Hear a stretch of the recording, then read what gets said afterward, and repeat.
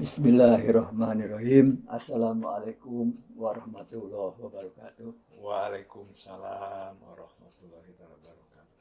Para pemirsa, mari kita lanjutkan bincang-bincang kita tentang masalah kualitas pendidikan. Pada episode yang lalu kita telah bicara bahwa dewasa ini menurut beberapa negara yang memperingkat kualitas pendidikan di dunia, ternyata kualitas pendidikan kita itu masih rendah.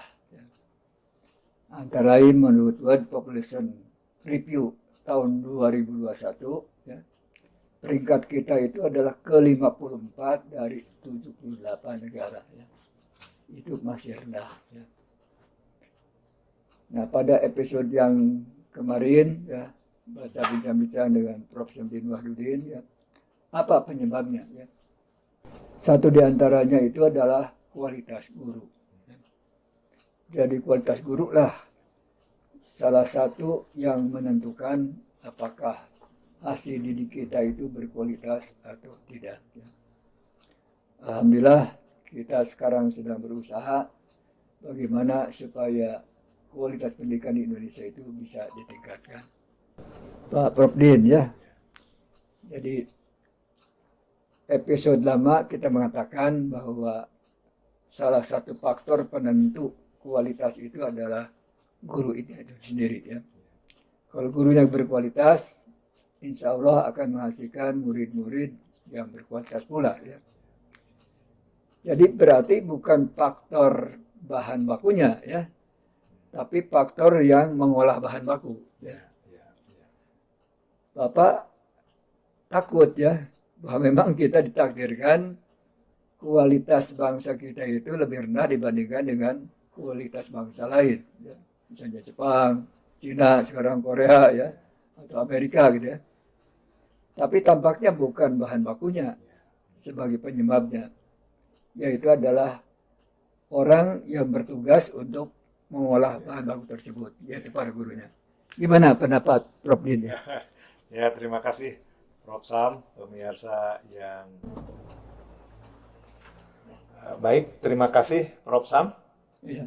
Pemirsa di rumah, terima kasih masih mengikuti acara podcast yang diselenggarakan oleh Bina Esa TV ini.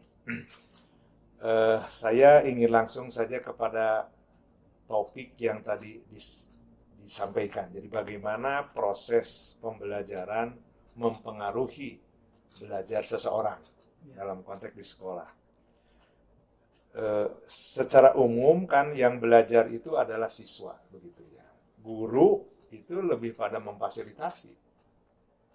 Jadi ketika guru melakukan usaha-usaha menyiapkan bahan, menyiapkan alat peraga yang tepat, itu sebetulnya lebih pada konteks ikhtiar, Prof. Yang sangat dipentingkan adalah bagaimana siswa bisa melaksanakan proses belajar itu dengan baik. Jadi sekali lagi siswa ini merupakan subjek begitu ya yang harus aktif. Nah, saya ingin mengkaji bahwa proses ini juga sangat dipengaruhi oleh bagaimana guru di sekolah, di satuan pendidikan, termasuk dalam kurikulum baru ini sekarang ini gitu ya, melakukan persiapan sehingga proses belajar itu bisa dilaksanakan dengan baik. Salah satunya itu kalau pendidikan formal, termasuk di kurikulum baru ya Pak, itu ada yang disebut dengan jadwal belajar. Itu intinya di situ ada core kurikuler. Core kurikuler itu adalah materi-materi atau mata pelajaran yang diajarkan sesuai dengan jam pelajaran formal. Nah, ini proses ini kalau menurut saya dalam konteks mutu itu sangat kritis begitu, Prof. Karena akan balik lagi kepada sampai di mana guru mempersiapkan agar proses itu terlaksana. Jadi bagaimana guru yang sudah capek-capek menyiapkan RPP, nah kalau di sekolah kan ada RPP ya, menyiapkan alat peraga yang sudah disiapkan di rumah, kemudian dalam prosesnya itu bisa terlaksana sesuai dengan proses yang direncanakan. Nah, ini pertanyaan besar. Ini akan sangat tergantung juga tadi bagaimana sistem di sekolah begitu ya. Jadi proses akan sangat bergantung pada sistem di sekolah. Misal ketika proses belajarnya di kelas, apakah suasana di kelas cukup kondusif begitu. Apakah sarana dan prasarana minimal tersedia atau tidak. Jadi kalau di kelas itu minimal ada papan tulis, ada ya yang paling sederhana ya papan tulis, ada whiteboard gitu, itu tersedia atau tidak. Dan itu akan menjadi bahan atau sarana sebagai dukungan proses ya. dukungan proses begitu. Nah, hal-hal lainnya lagi dalam konsep teori metode itu kan banyak caranya tuh Prof. Ya. Nah, banyak caranya. Nah, ini akan sangat bergantung bagaimana proses itu dikemas, disiapkan oleh guru. Jadi kalau guru banyak ceramah, karena prosesnya ceramah gitu ya, artinya kan waktu yang dihabiskan itu guru menyampaikan bahan. Jadi prosesnya itu guru delivery system gitu, menyampaikan bahan. Bahan yang sudah disiapkan disampaikan. Tagihan siswa relatif terbatas. Tagihannya hanya mendengar, menyimak, menulis. Jadi kan sekarang ada yang namanya istilah CBSA. Iya. Saya belajar siswa aktif Tuh. gimana? Nah, itulah yang ya sejak beberapa 2 dekade lah ya, Iya. CBSA juga sudah lama. Jadi ada suatu gerakan ya memang yang belajar itu kan siswa. Jadi cara belajar siswa aktif itu penting. Oleh sebab itu lahirlah yang disebut dengan student center kan, masih ingat mungkin Prof. Jadi berpusat pada anak. Jadi anak yang belajar. Tapi anak belajar yang juga akan sangat bergantung dikondisikan oleh guru. Dikondisikan oleh guru. Nah, ini proses ini sekali lagi sangat situasional, apalagi kalau dikaitkan dengan masa pandemi kemarin. Nah, gitu kan, pandemik itu guru punya pengalaman cara belajarnya, siswa cara belajarnya itu dengan dalam jaringan. Artinya kan prosesnya harus dalam jaringan. Nah, ini tantangan, Prof. Tidak gampang gitu ya. Tidak gampang agar siswa ada proses belajar walaupun dengan daring. Kita sudah mengalami pasang surutnya, suka dukanya, ya walaupun karena dalam jaringan ini banyak persyaratan, antara lain sinyalnya harus tersedia, apakah ada tidak sarana prasarananya, kaitannya dengan HP-nya tersedia atau tidak, gitu ya. Nah, ini kan sangat mempengaruhi proses. Sekali lagi, bagaimana guru menyiapkan agar proses tadi menghasilkan proses yang produktif. Jadi apa yang terjadi di kelas, apa yang dirancang oleh guru ini sangat mempengaruhi hasilnya nanti begitu. Itulah proses itu. Ketika cara CBSA-nya misalnya tadi kan ada yang digoyonkan cul budak sina antang gitu ya. Jadi ini malah kontraproduktif gitu ya. Jadi artinya cul budak mempersilahkan anak, memang mempersilahkan anak bagus. Dia diberi kesempatan, tapi sina antang ada kesan mengerjakan apa saja. Jangan-jangan dia hanya main-main. Tidak ada upaya-upaya program apa yang oleh guru siapkan. Nah, seperti itu. Itu menurut UNESCO katanya kan belajar itu ada learning to know, learning to do, learning to work together, learning to be. Gimana itu kaitannya dengan proses ini? Ya, jadi ya dengan proses seperti ini kita harus tahu dulu siapa anak didik kita yang kita ajari dulu gitu ya. Gitu ya. Mungkin karena ini anak usia awal ya, usia sekolah, dalam konteks learning to know artinya jangan memberikan informasi yang siswa sendiri susah untuk mencerna gitu ya. Jadi berikan bahan-bahan yang menurut kita sesuai dengan latar belakang anak. Nah, berarti ini prosesnya menyiapkan bahan apa yang paling cocok gitu ya.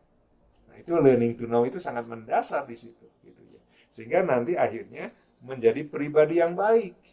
Karena dalam proses itu siswa itu kan belajar itu bukan hanya menyaring menimba pengetahuan saja. Ya. Ada kolaborasi dengan sesama anak. Nah, ini juga proses berkolaborasi. Jadi bekerja sama ini penting.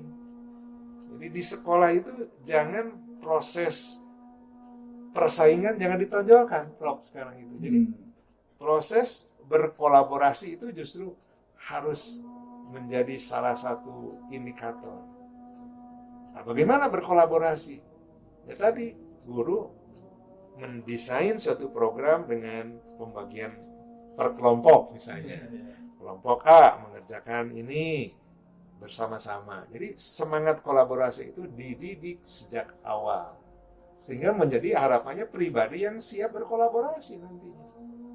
Tidak menjadi anak yang egois.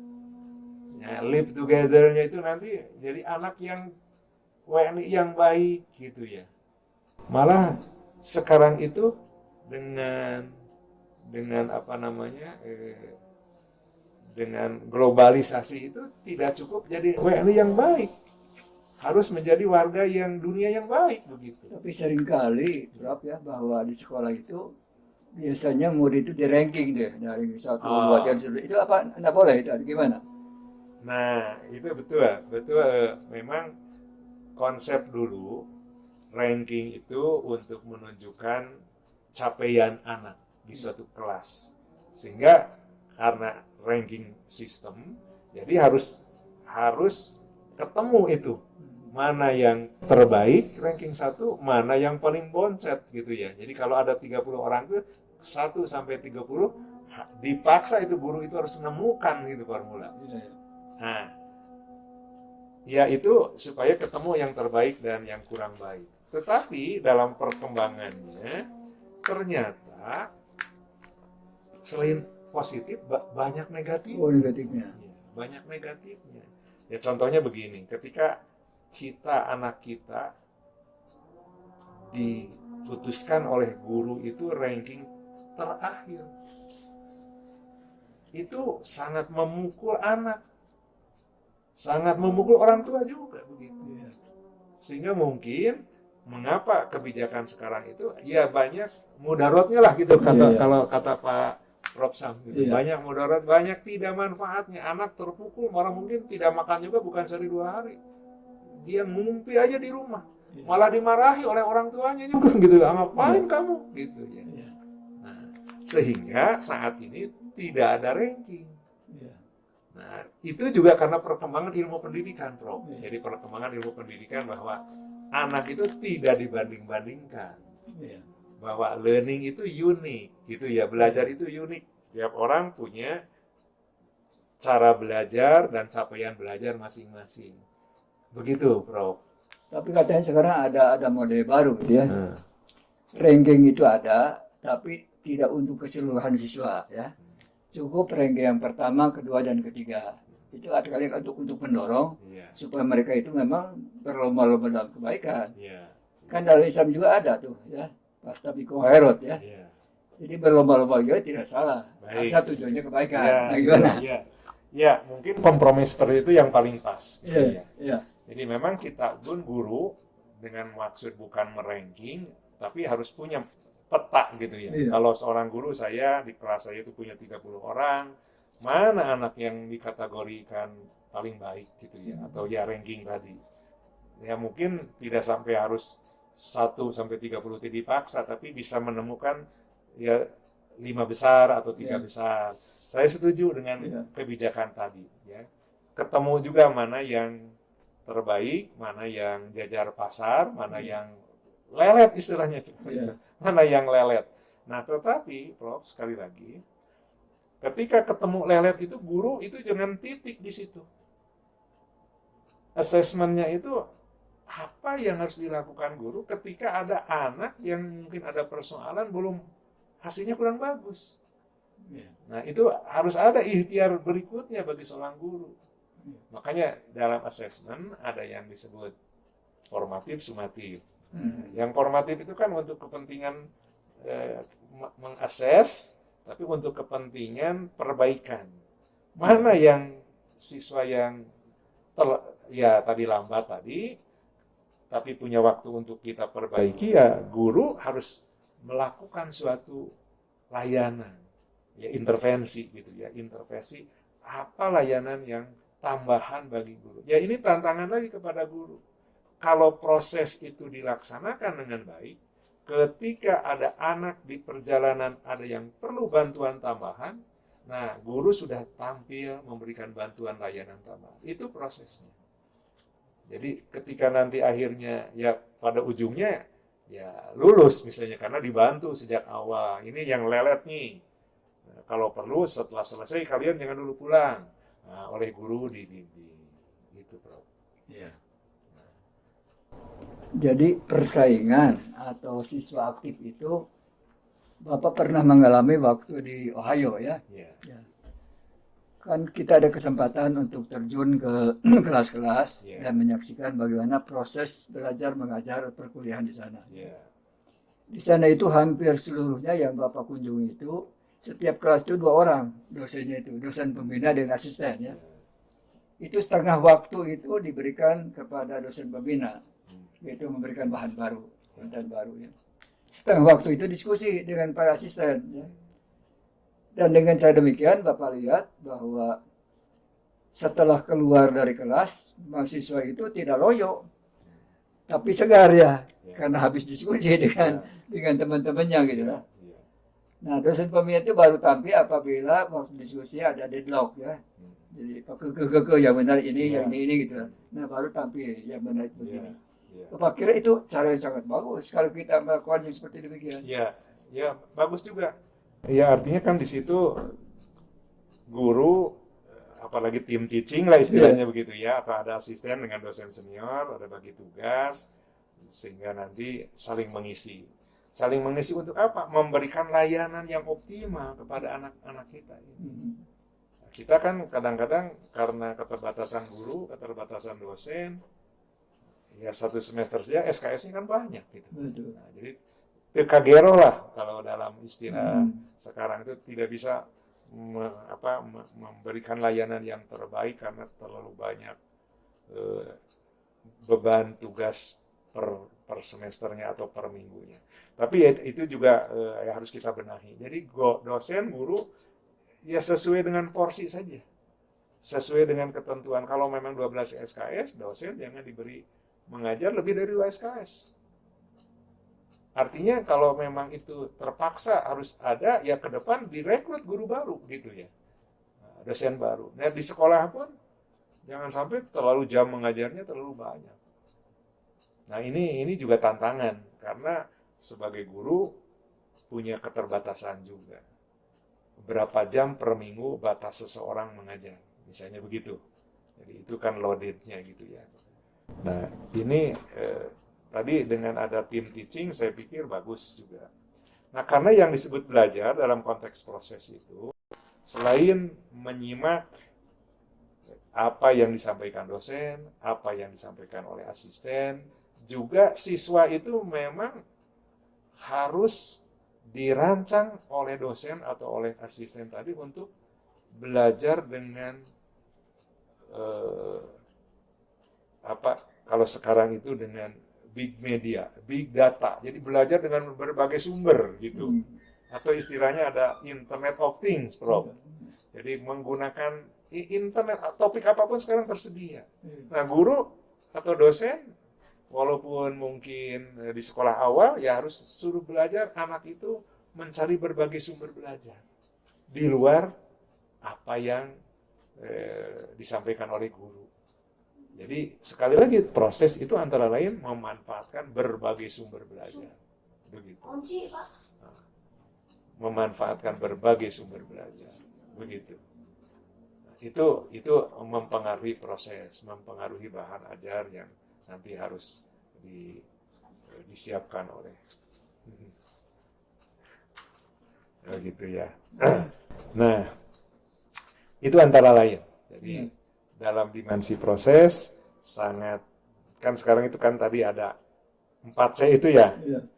komunikasi, bagaimana proses yang membuat siswa punya kemampuan berkomunikasi.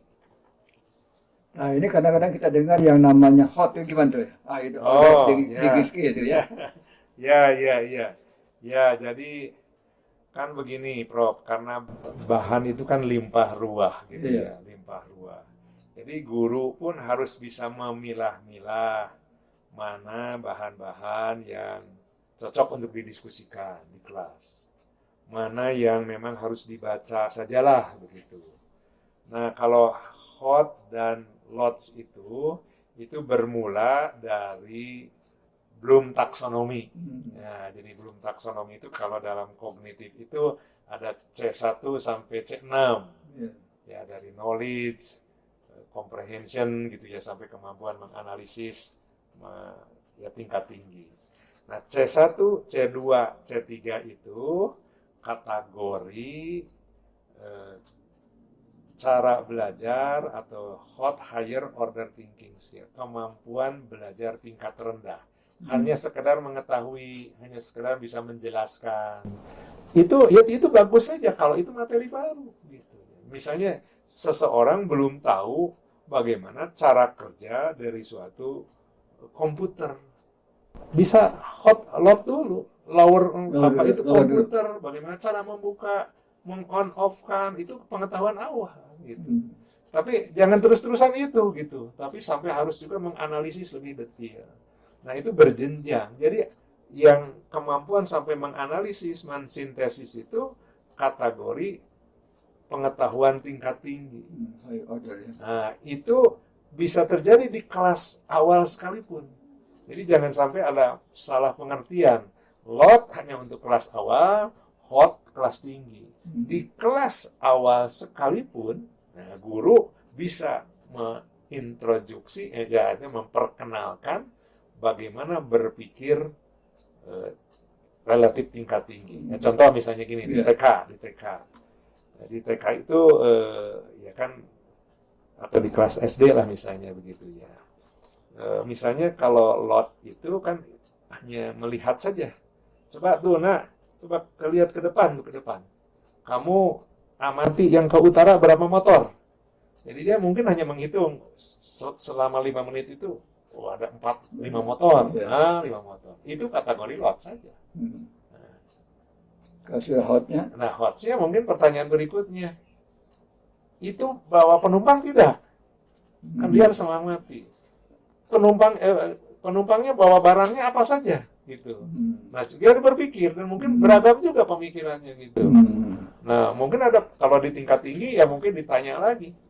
Itu kenapa yang ke sana bawa barang, kalau yang turun ke sini jarang yang bawa barang. Mungkin dia ya anak namanya juga berpikir kan bisa macam-macam, ke sana bawa barang karena beli dari toko di situ. Nah, gitu. Kalau ke situ, di situ tidak bawa barang karena mau beli. Mungkin ada yang begitu. Ada mengatakan ke sana mau menjual ya. Ini bisa terjadi. Menjual ya. Karena tadi hot itu tidak membuat single answers. Jadi jangan jawaban tunggal. Jawabannya kalau 30 orang, biarkan 30. Dan semuanya benar. Nah, itu Prof. Itu di kelas awal bisa dilaksanakan. Anak sudah mulai berminat itu, iya, malah mungkin ada sedikit bertengkar dengan teman yang lainnya. Biarkan itu berdiskusi. Begitu. Nah, sesuai dengan perkembangannya ya, kalau di perguruan tinggi diperjelas lagi gitu ya. Gitu.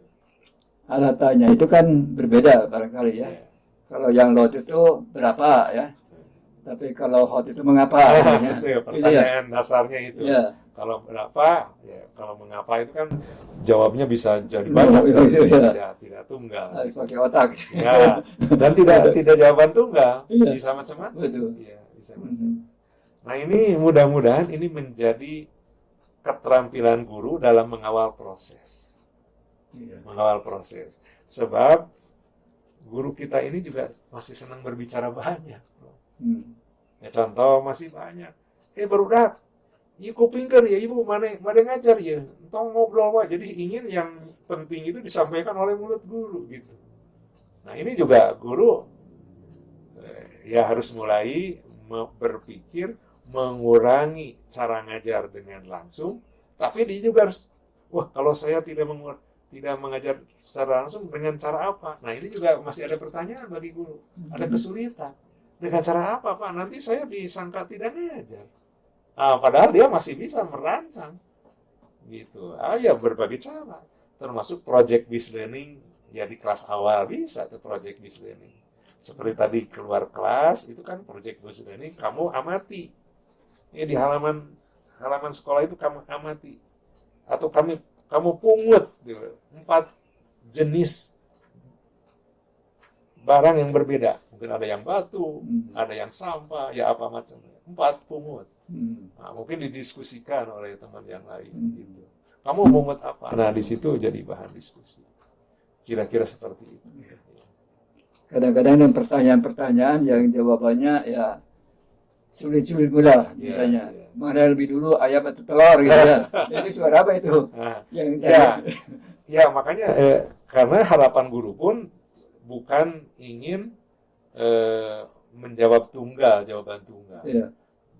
Banyak jawabannya dan memang itu yang diinginkan oleh guru itu, berproses saja gitu. Kamu ini yang lebih dulu apa alasannya? Iya. Ya silakan argumen alasannya. Iya. Kan atau yang ini ya alasannya apa? Begitu. Nah, itu kan mencari alasan itu proses berpikirnya anak. Iya. Nah, inilah yang barangkali harus dibiasakan bagi anak itu. Sehingga ketika sudah dewasa, proses-proses berpikir tadi, critical thinking, tadi kan berkorelasi itu, Prof. Jadi akan mulai diterapkan. Jadi petani tidak petani yang monoton, Prof.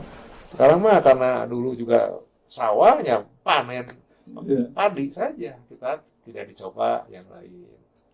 Begitu. Sama ada pertanyaan mana yang lebih dulu, ayam atau telur ya. Kadang-kadang ada jawaban yang rasional gitu ya, dengan logika. Tapi jawaban terakhirnya itu justru yang tidak rasional ya. Jadi pertanyaan siapa yang menyebutkannya? Kalau yang bertanya mana yang ayam dengan telur ya tentu ayam. Iya.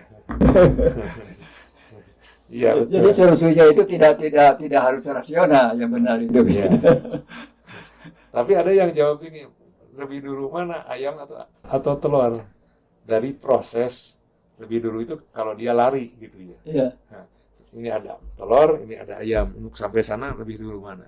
Iya. Nah, ada yang menjawab tergantung posisi. Kalau dibuat posisi mudun begini, telur akan lebih dulu.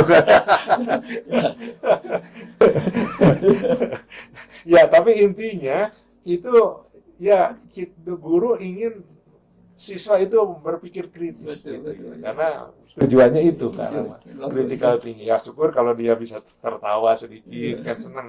Jangan stres gitu. Ya kan ada yang, ya mohon maaf, kalau dulu ada dosen killer, misalnya gitu kan, nggak pernah senyum, nggak pernah menatap tatap muka, tidak berempati, mau ada yang sakit, mau ada yang tidak sakit, dia tidak pernah ya tatap muka. Nah itu antara lain harus mulai tidak begitulah, guru yang komunikatif, guru yang berempati, karena tadi proses itu sangat penting dan guru jadi model begitu. Jadi menjadi guru itu ya sebenarnya tidak mudah gitu ya. Oh iya. Harus punya keterampilan yang mumpuni, macam ragam ya. Bapak pernah belajar di Bogor di SGA ya. Salah seorang gurunya itu M.A. Salmun. Beliau itu ahli bahasa ya. Iya. Kalau belajar pada M.A. Salmun itu 2 jam itu tidak terasa 2 jam, Pak. Sebentar sekali ya. Karena apa? Ada 2 hal ya. Pertama beliau itu menguasai bahan ya.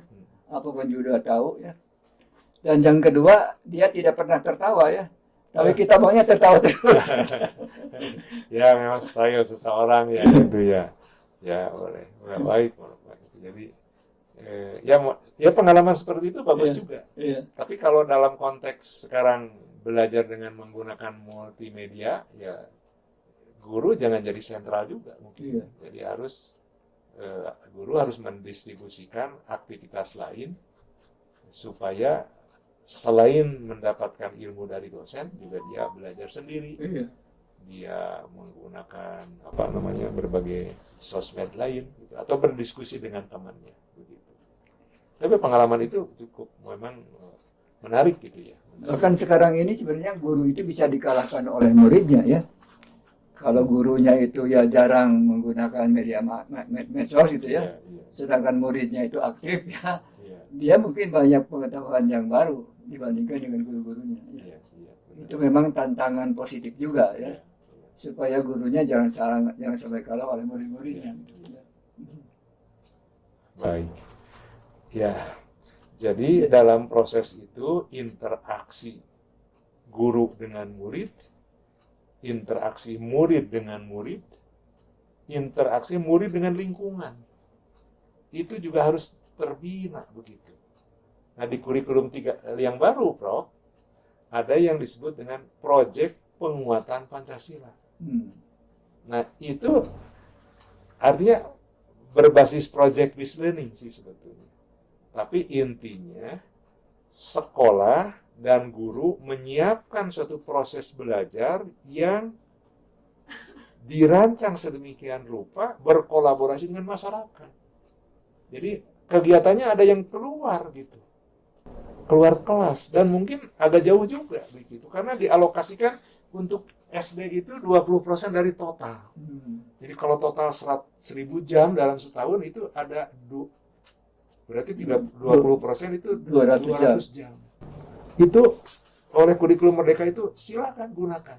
Nah, ini kesempatan untuk guru berekspresi, menyiapkan proses apa yang paling baik.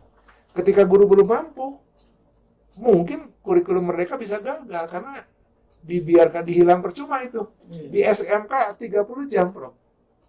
30 jam itu. Belajar di luar. Harus di luar. Makanya ada, tapi dengan teaching factory itu kan sebetulnya SMK sudah lebih awal gitu ya. Tapi itu berarti kan harus ada pelatihan khusus bagi guru-guru sekarang ini. Nah, betul. Itu Jadi, dilaksanakan kayak itu. kalau dalam konteks kurikulum Merdeka kan ada yang disebut guru penggerak. Jadi ada pelatihan untuk guru penggerak. Nanti guru juga bisa belajar dari sekolah yang sudah melaksanakan guru penggerak. Jadi ada. Gitu. Iya. Hanya memang kembali lagi ada keinginan guru itu untuk belajar mandiri atau tidak. Begitu. Ya. Baiklah, barangkali bisa disimpulkan dari diskusi kita pada hari ini, Prof. Din. Ya, pertama bahwa proses itu merupakan periode yang sangat penting dari suatu program pendidikan atau pembelajaran di sekolah. Karena dari proses itu akan dilihat bagaimana guru memfasilitasi siswa belajar dan bagaimana siswa bisa menyerap, mendapat ilmu sebagai suatu hasil belajar. Gitu ya. Nah, disitulah interaksi, disitulah yang sangat menentukan proses yang bagaimana yang bermutu. Ketika di situ ada yang abai, gurunya juga tidak memfasilitasi, lingkungan juga tidak memfasilitasi dengan baik, manajemen juga abai, atau sistemnya juga tidak mendukung untuk ada suatu proses yang baik, bisa jadi hasil belajar siswa juga tidak optimal. Jadi mudah-mudahan dengan diskusi ini ada suatu benang merah, jadi kerjasama semua pihak untuk mengantarkan siswa belajar dengan optimal itu bisa dicapai. Mungkin begitu, Ya. Pak. Terima kasih. Begitulah barangkali para pemirsa sekalian, diskusi kita tentang masalah proses. Memang segala sesuatu tidak ujuk-ujuk. Ya, tidak ujuk-ujuk. Ya. Tidak simsalabim. Ada suatu proses tertentu. Ya. Nah, proses tertentu itulah yang harus kita tekuni, harus kita rancang, supaya kita bisa menghasilkan yang terbaik dalam segala hal. Tadi kita bicara tentang guru. Sebenarnya guru utama yang dihadapi oleh manusia yang lahir ke dunia itu adalah orang tuanya, ya, khususnya ibunya. Ya. Jadi para ibu juga harus belajar pendidikan, ya, Betul. supaya pada awal anak itu ingin mendapatkan pengetahuan bisa dididik dengan sebaik-baiknya oleh ibu-ibunya sendiri. Ya. Itu saja barangkali untuk podcast hari ini. Mudah-mudahan ada manfaatnya. Terima kasih. Mohon maaf atas segala kekeliruannya. Terima kasih Prof. Din Ya, ya. sama-sama. Mudah-mudahan Terima kita kasih. continue ya. Amin. Ya. Terima kasih. Ya. Ya, itu sasieureun sabeuneureun ya untuk menyampaikan hal-hal yang baik tentang masalah pendidikan. Sebab bagaimanapun juga pendidikan itu salah satu faktor yang sangat penting untuk membentuk ya manusia-manusia yang hebat ya. Amin. Ada peribahasa the man behind the gun. Ya. The gun bagaimanapun baiknya, kalau demanya kurang bagus, Ya. the gun tidak akan berfungsi. Ya. Itu aja. Wassalamualaikum warahmatullahi wabarakatuh. Wah.